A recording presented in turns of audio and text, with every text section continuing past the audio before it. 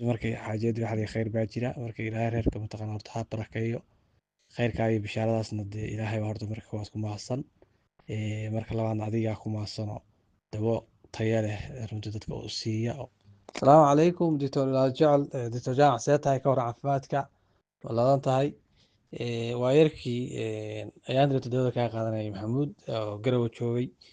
markay runtii dawadii horta dee isbedel iyo mataqaanaa khayr baa horta ka dhacay kala kulmay marka horena waa niyeystay anugu dee dareemay asdaa dawada yartaa wax ka dhaa muddan intaanan kaa qaadan ka hor aan ku fikray inaan qaato marka alxamdulilah ilaahay ayaan dirta sakhiray inaan mataqaanaa qaato isticmaalo runtii markay xaajadu waxay khayr baa jira markay ilaahay reerka mataqaanaa horta ha barakeeyo khayrka iyo bishaaradaasna dee ilaahay baa horta marka waad ku mahadsan marka labaadna adigaa ku mahadsano dawo tayo leh runtii dadka u siiya oo mataqaanaa caafimaad ay keenaan marka ilaahay baa mahadaas iskale jaamac baa kuusoo ducaynaya ilaahay ha ku barakeeyo reerkana anaha ilaahay barakeeyo awlaad badan oo baari ilaahay siiyo reerkaas ilaahay ha barakeeyo adiguna usoo duca adiguna adiga kuusoo ducayna adiga waalidkaaba ilaahay mataqaanaa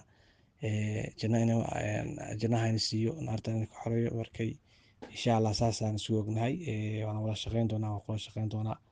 markii aad baan u mahadsantahay maasha allah walaal aad baan ugu faraxsanahay codkaaga ilaahay baana mahad iska leh ilaahay baa mahad iska leh waanad ku mahadsan tahay inaad u soo gudbisid raggii joogay soomaaliya oo hindiya aadaya anigoo jooga soomaaliya oo intaasoo qof ilaahay ugu guuleeyey farxad gaar ay ii tahay ilaahna waa ku mahadinayaa kuwo kalena ilaahay ha ku siiyo baraka leh waa farxad weyn oo soo hoyatay allahna iskale mahaddaas aad baad u mahadsan tahay adiguna gaalkay